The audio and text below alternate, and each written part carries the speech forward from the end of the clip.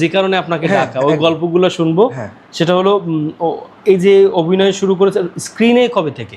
আচ্ছা, স্ক্রিনে এটার গল্প হচ্ছে যে এটা 2021-এ অনন্য প্রতিভা নামে একটা রিলিজ শো আসে এনটিভিতে, একটা রিয়েলিটি শো অনন্য প্রতিভা। তার বরিশালে ডিভিশনের ওর অডিশনের জন্য বরিশাল পার্টি হাউসে আসেন। পরবর্তীতে আমি ওইখানে অ্যাটেন্ড করি, বরিশাল থেকে অ্যাটেন্ড করি।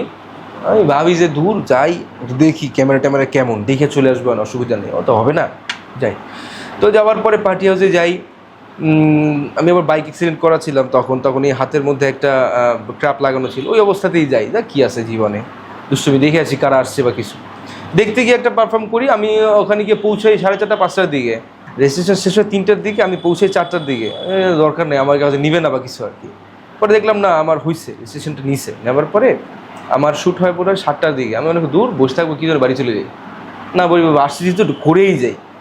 পরে যখন আসি বা একটু ওদের সামনে পারফর্ম করি, ওরা আমার পুরো হাতের তেলে দিয়ে ইয়েসকার ধরাই বলে ঢাকাতে আসবেন, ঢাকাতে দেখা হবে। ও মা, আমি ঢাকা যাব? কি এমন অভিনয় করি আমি ঢাকা যাব? ওকে ফাইন, যাবো।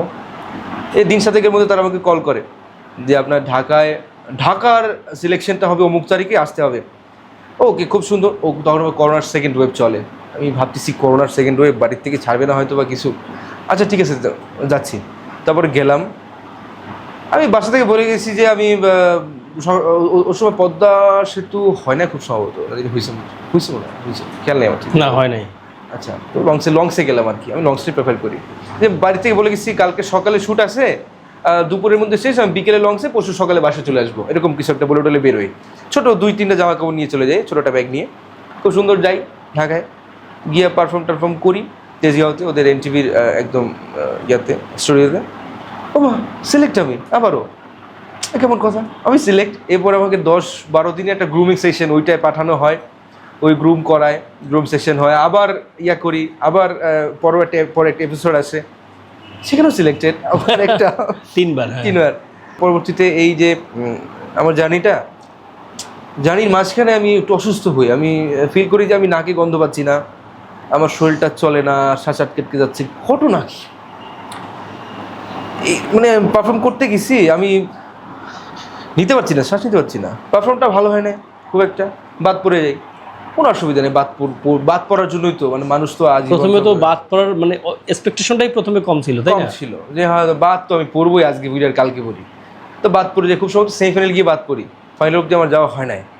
তো বাদ পড়ার পরে যখন বরিশাল চলে আসি, শরীর আরও খারাপ। বরিশালে এসে আমি যখন পরীক্ষা করাই, তখন দেখি আমি করোনা পজিটিভ। আমি করোনা পজিটিভ ছিলাম।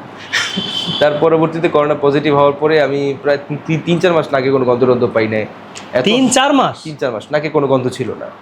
খুব খারাপভাবে এফেক্টেড ছিলাম, কারণ আমি আবার ওই সময় পরিশ্রম করছি খুব, ছুটি টুটি নিয়ে। আমি তো বুঝতে পারি যে আমি করোনা পজিটিভ বা কিছু, কারণ আমার নাকে গন্ধ চলে গেছে, আমি শ্বাসের ব্রেথিং প্রবলেম হচ্ছে। ওদিকে আবার ওই মানে কী করবো, আমি শ্যুট করবো না, চলে আসবো, তবে তো চলেই আসছি।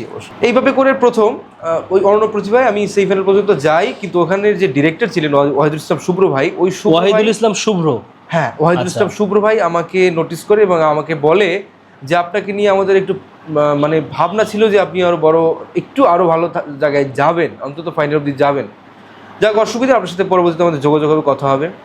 এবং পরবর্তীতে ওয়াহিদুল ইসলাম শুভ্র ভাইয়ের মাধ্যমে আমি কয়েকটা কাজকর্ম পাই। আর এর পরবর্তীতে এই যে পারফর্মগুলি যখন টেলিভিশনে আসে, এনটিভিতে যখন আসে, যখন মানুষ দেখে, এরপরে আমাদের বরিশালের একজন গুণী নির্মাতা, আমাদের সুব্রত সঞ্জীব দা, হ্যাঁ, এই সঞ্জীব দা আমাকে একদিন নক করে ফেসবুকে, না বা ফোন করেন, যে অভিষেক তুমি কোথায়? সে আবার আমি আর সে কিন্তু একই থিয়েটারের, খেয়ালি গ্রুপ থিয়েটারের, আমরা একই থিয়েটার। কিন্তু আপনার এই জিনিসগুলো হয়তো সে জানতো না বাই দিস টাইম, নাকি? না, আমি আবার ওরকম না, কখনো বলিও নাই কখনো কাউকে যে আমাকে একটু নিয়েন, আমাকে একটু প্লিজ দেখেন না, আমাকে নেওয়া যায় কিনা।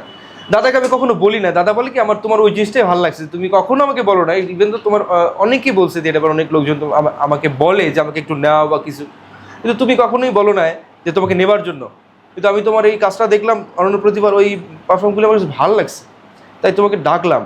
তুমি এদিক সেদিকে ছোটাছুটি না করে, উল্টাপাল্টা কাজকর্ম না করে আসো, মেইন স্ট্রিমে কাজ করার চেষ্টা করো। এরপরে সোনার মানুষটার একটা স্ক্রিপ্ট ওই দিন রাত্রিবেলা আমার হাতে ধরে দেওয়ার পর বলতেছে এই সোনার মানুষ ক্যারেক্টার, এইটা পড়বা, গল্প পড়বা, এর মধ্যে হাসু কাসু ক্যারেক্টার আছে 2টা, ওই যে গিয়ে আপনার ওই ভিলেনের চামচা টাইপের আর কি। ও সাপোর্ট ভিলেন, মানে সেকেন্ড ভিলেন আর কি, এরকম আর কি ক্যারেক্টারগুলি। এটার পরও দেখো কেমন লাগে, গোটাটাই বরিশালের ভাষায়।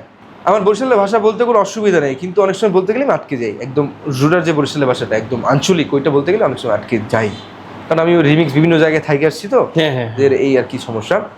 পরে রিহার্সাল হয়, দাদা প্রচণ্ড অনুপ্রেরণা দেয় যে এটা করতে হবে, কিছু করি, চেষ্টা করি।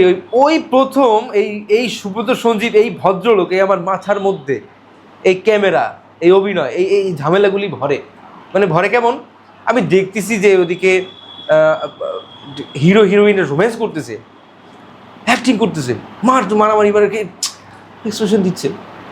আমি আমি ওই জায়গায় গেলে আমি কিভাবে করতাম? আচ্ছা, এই যে আক্ষেপটা, আমি ওইখানটায় যাব, আমি ওরকম কিছু করব, ওই বড় ক্যামেরাটা না থাকলে আমার মাথায় ওটা ঢুকতো না, হয়তো এইখানে বস হইতো না, আমি হয়তো অনেক বড় চাকরি বাকরি করতাম বা কিছু করতাম, না করতাম, ব্যবসা করতাম, কিন্তু হ্যালো বরিশালে ডাকতেও না, আসতামও না, আসা হইতো না, শুনতেও চাইতেন না।